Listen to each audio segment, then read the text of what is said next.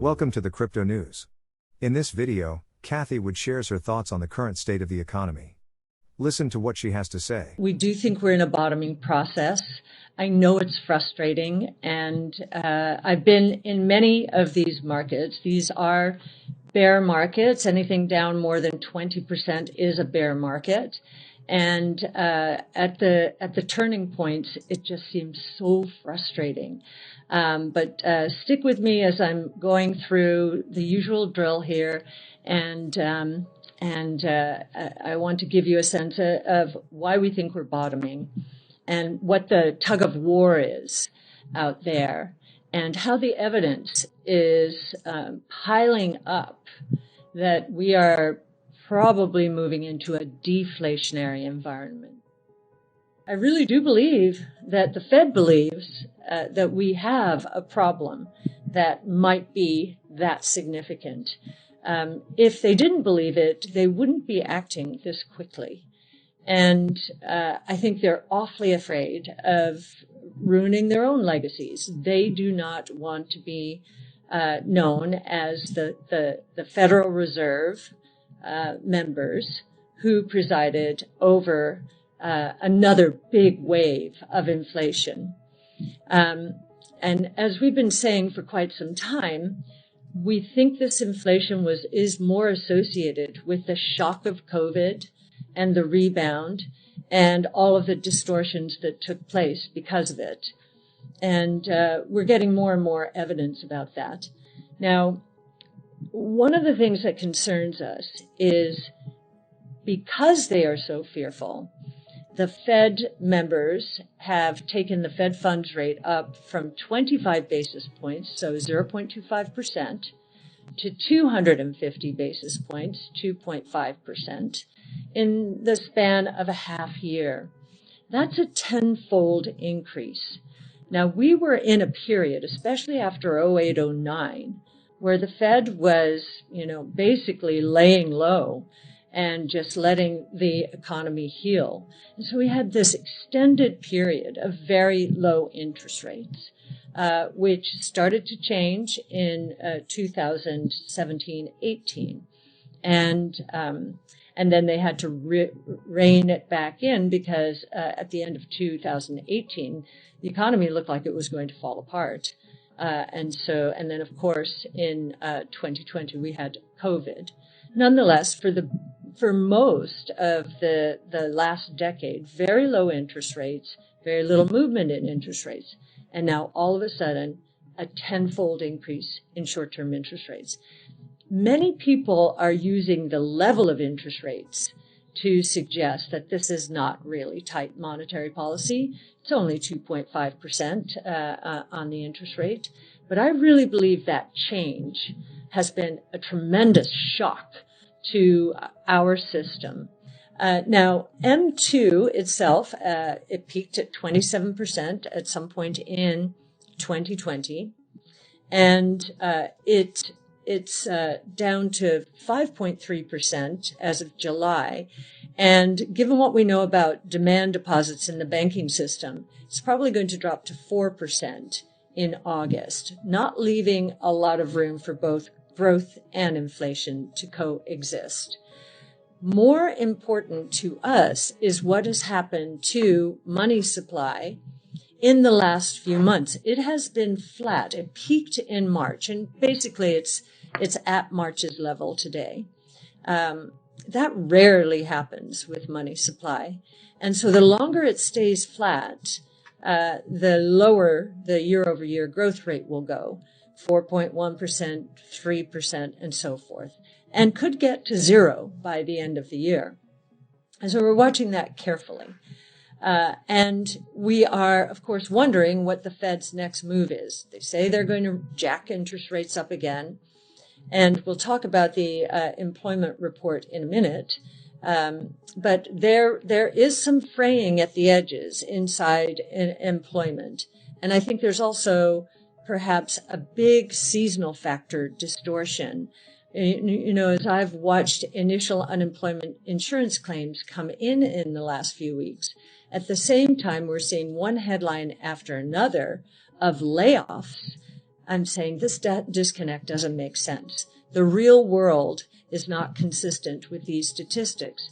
And it just dawned on me. I know some people have been talking about seasonal factors, but in watching what has happened to claims, I do believe this may be an issue. So let me go into that. Will the Fed raise by 50 or 75 basis points?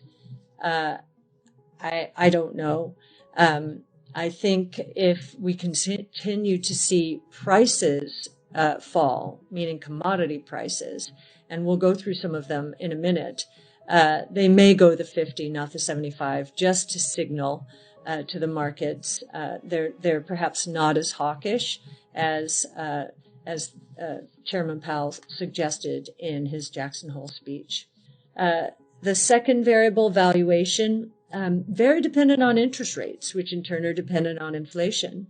And you know what we think, but the bears think we're going back to a 70s style inflation and valuations dropping to those levels. That is the essence of the fight taking place, this tug of war as we try to bottom up in the market, bottom out. I think watching prices, real-time indicators, supply relative to demand, is going to get us to the right answer faster. And right now, we'll go into it in a minute, those indicators are showing in some cases signs of collapse. On a year-over-year basis, gold prices are down 10%. Copper prices are down 21%. Lumber price had gone from $250 per unit of whatever sheath, and all the way to $1,700. Now they're back down to $486, and on a year-over-year basis, lumber prices are down. No wonder housing is in a world of hurt. Energy and food are the sticklers here. Again, Russia, Ukraine. Right now, oil prices on a year-over-year basis are up 19%. But if we stay around this level, given what happened last year to prices, we could be flat by November on a year-over-year basis. Corn today is up 24%. We know the drought and bad yields are contributing to the Ukrainian problem. We know crypto prices, they're down 60%, both Bitcoin and Ether on a year-over-year basis. And it is interesting that they're trying to stabilize in this range while other commodity prices continue to capitulate. And I'll end right now on talking about the impact of innovation on inflation. We are seeing artificial intelligence training costs dropping 60% per year. And we're seeing mind-blowing breakthroughs in artificial intelligence. So that's a huge deflationary undercurrent. And AI is going to become a part of every industry, every company. And those who harness it the most intelligently and strategically are going to be the winners. And then, with Wright's Law, which says for every cumulative doubling in the number of units produced, prices associated with each technology decline at a consistent rate, that in the industrial robotics space, that rate is 51%. In the battery space, it's 28%. In the DNA sequencing space, it's 28% for short read and 40% for long read. So we're seeing deflationary forces that are beginning to matter. Electric vehicles now, it depends where you are. In China, they account for battery electric vehicles, not even including hybrid, account for 19% of all sales. In Europe, it's 10%. In the U.S., it's closer to 5%. So these are beginning to move the needle now. And I think we'll be shocked at how low inflation goes and how long it stays there. Now, this is good deflation. Falling prices associated with new technologies causes booms in unit growth. We're seeing that in electric vehicles now. Even though the economy is so weak, they're better, faster, cheaper, more efficient, what have you, less of a gas guzzler. So we think this is going to play out, and the surprise during the next 5 years is the deflationary undertow that we're going to be experiencing. I have bad news for you. If you're not rich by now, you're screwed. And if you're in debt, you're even double screwed. How so, you might wonder? Well, the sad truth is that you're working your whole life to make someone else rich.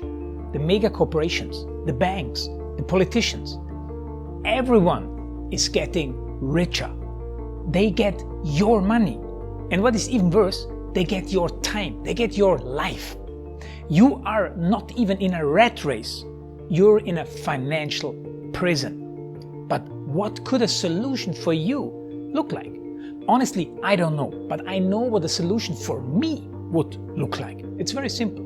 I use whatever money I have and I multiply it with 1,000. This could make my life much easier and probably yours as well.